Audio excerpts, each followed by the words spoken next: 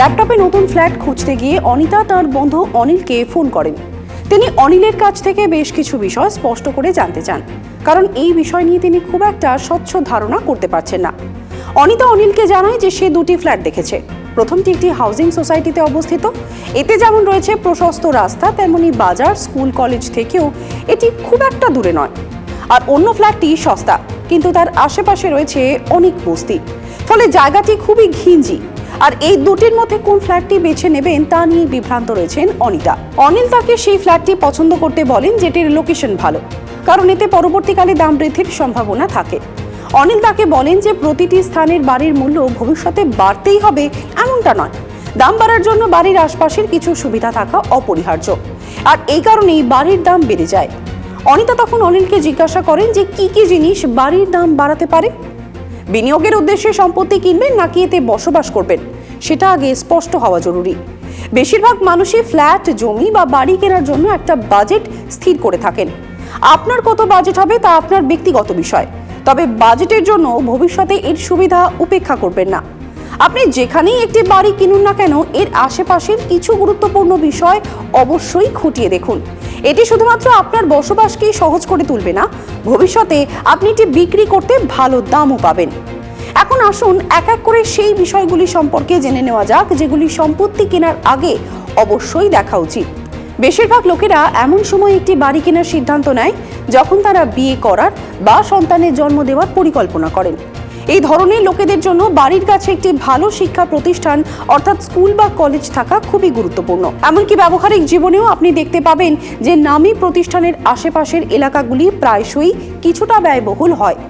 এমন এলাকায় একটি বাড়ি কেনা বা তৈরি করা অত্যন্ত উপকারী। পাশাপাশি এই অঞ্চলগুলিতেও মোটা অঙ্কের ভাড়া থেকে আয়ের সুযোগ থাকে। আপনি যে এলাকায় একটি বাড়ি খুঁজছেন সেখান থেকে শহরের অন্য এলাকার সঙ্গে যোগাযোগের সুবিধা অনেকটা কেকের ওপর আইসিং এর মতো।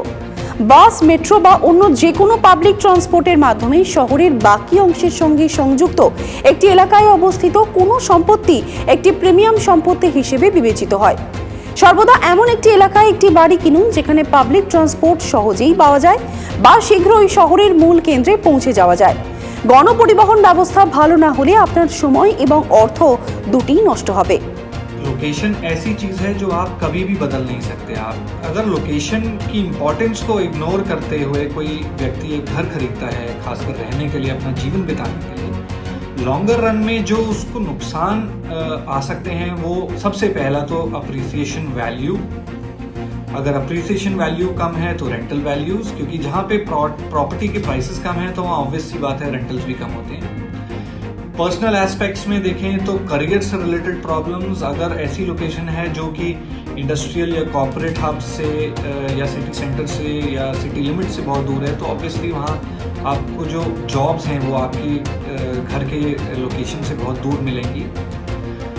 सेफ्टी एस्पेक्ट्स, अगर बहुत कोई रिमोट लोकेशन है या अंडर डेवलप्ड लोकेशन है तो वहाँ सेफ्टी के कंसर्न्स रह सकते हैं। বেশিরভাগ পরিবারের ছোট শিশু কিংবা বৃদ্ধ বাবা মা থাকেন যাদের নিয়মিত চিকিৎসার পর্যবেক্ষণের প্রয়োজন।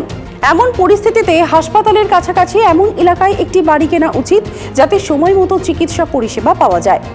এখন প্রশ্ন হলো, বাড়ি বা জমি কেনার ক্ষেত্রে লোকেশন কতটা গুরুত্বপূর্ণ? এটা উপেক্ষা করলে কি কি অসুবিধার মুখে পড়তে পারেন? নগরায়নের যুগে স্থানীয় দোকান এবং মুদি দোকানের পরিবর্তে উচ্চমানের হাইপার মার্কেট উঠে আসছে।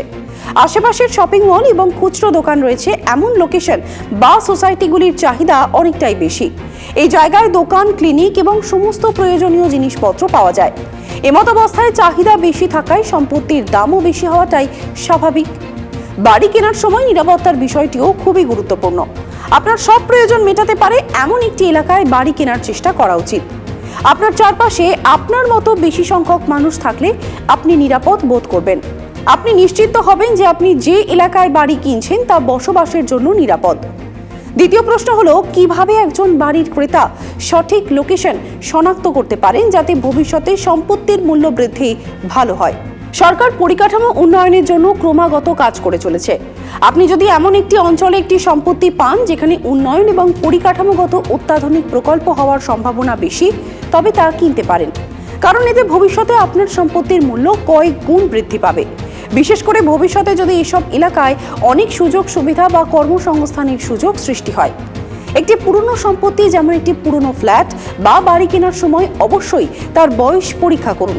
সম্পত্তির বয়স পরীক্ষা করতে আপনি একজন স্ট্রাকচারাল ইঞ্জিনিয়ারের সাহায্য নিতে পারেন। এছাড়া নির্মাণের মান সম্পর্কেও জেনে নিন।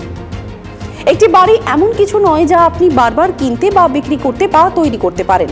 তাই বাড়ি কেনার সময় বাড়ির অবস্থান, সুযোগ সুবিধা, পরিবহন এবং নিরাপত্তার কথা অবশ্যই মাথায় রাখুন। এই বৈশিষ্ট্যগুলি শুধুমাত্র আপনার সম্পত্তির পুনর্বিক্রয় মূল্য বৃদ্ধি করবেই না, আপনাকেও সারা জীবন নিশ্চিন্ত করবে। তাই অনিতার মতো আপনি যখন একটি বাড়ি কেনার সিদ্ধান্ত নেবেন, তখন অবশ্যই এই প্রয়োজনীয় বিষয়গুলি দেখে নেবেন।